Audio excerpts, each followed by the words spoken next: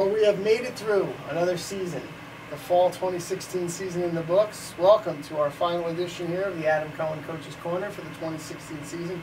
Coach, first off, thanks for your time throughout the course of the fall. I know this is something you have to build into your schedule each week around training and games and everything else administratively. So I just want to say thank you again for your continued support of this initiative. Mike, you're welcome. But I want to thank you and your staff for having me every week, and it's been a pleasure.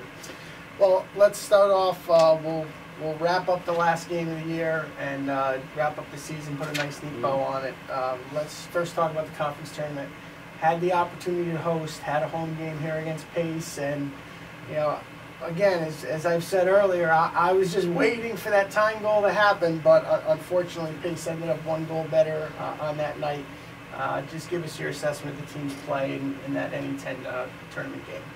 Yeah, when at the end of the game, it's hard to kind of wrap your mind around things, and you're trying to, you're more worried about helping if you can, the players, especially the seniors that are moving on, and it's hard to wrap your mind around everything over the few days following the game. You sit with you meet with the coaches, and you watch the video, and you try to understand what happened. And the reality is, I think we played pretty well.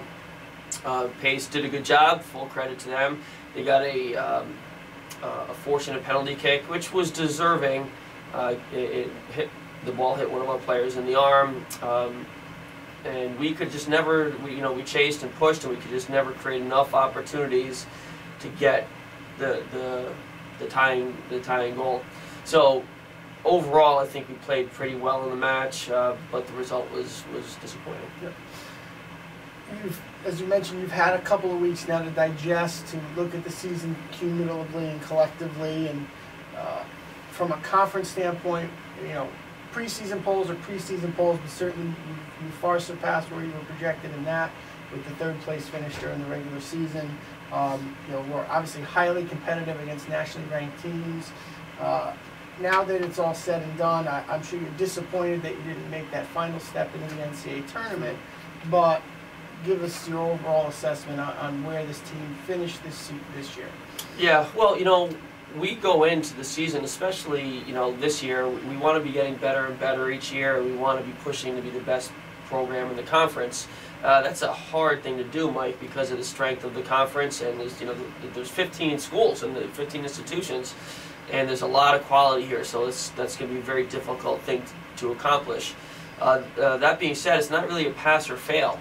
That objective of being the best program in the conference is not really pass or fail. I feel like the girls did very well this year. We pushed. We came in, as you mentioned, came in third in the conference, and I think the girls put the effort in. They put the passion in. We were prepared, and we had more highlights than anything else this year. So we were not happy with the way the season ended, but the whole picture, we were pleased. Just right in conjunction with the conference tournament, the all-conference teams were announced. You had 5 players selected all-conference. If you could just give us your take on the performances and the recognition for those 5 student athletes. Yeah, well, it's a team effort, Mike. I think every one of those 5 would tell you that they would not be successful without everybody in the program helping them. And then you break those 5 down. 3 of the 5 played in the back, the goalkeeper and our 2 center backs. So the 3 of them should be thanking each other for success that they've had. And then you combine those 3, so you have Caroline, Christine, and Gabby in the back, and then you have 2 attacking players, Carrie and Caroline Stottle. They complement each other so well that they both owe each other and the rest of their teammates a debt of gratitude. So really, I look at it where I'm happy for what they've accomplished. And Mike, I'm happy for the progress they've made. There's stories with every individual in the program, and there's stories with those five young women, and how they've progressed, and they've all 5 of them got better and better each year. And I think that if you look at it, everybody in the program, that's what you want. That's easier said than done, Mike. out of that group, 3 of the 5 are seniors, right? So it's not always a linear progression. In fact, most often it's not. Most often, seniors, you go through your 4 years, and it's most often they don't always progress in a linear fashion. They get better and better and better, and in this case, they did, which is very, very impressive. Coach, last question for you.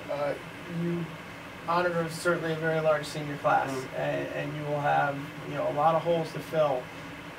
You will bring a big group back just based on the number of student athletes on your roster, but with that said, some of the holes that you're going to have to replace at this point, do you see some of those being filled from within, potentially from new players, and the follow-up to that would be, what's your initial snapshot of the 2017 Owls as we sit here in the fall of 2016? We had a large senior class, or large classes moving on, but we also had a very large incoming class this year, which made this group relatively unique. So we're never going to be able to replace the girls and the stories and the personalities and the relationships. We're never going to be able to replace the girls that are moving on. They'll always be remembered. But we will be able to kind of reload with everything you just mentioned. You have the freshmen, sophomores, and juniors that are currently here, and they're going to have to step up. They're going to have to step up. We're going to have to find out who is willing and able to take that next step in their evolution. And we're very pleased with the incoming class next year too. So as we project for next year, where we think people stand and where we think they're going to be able to help, and are they going to be ready or not, we're optimistic. But the reality is, people are going to have to really take that next step and see, and we're going to find out who's ready. Well, Coach, thanks again for your time throughout the season. Best of luck here as you head into the off season. Hopefully your football team wins a few games, except for when they play the Patriots. And again, thanks for all your time this year. Thank you very much, Mike. All right, thank you for tuning in throughout the course of the fall. Have a great afternoon, everybody.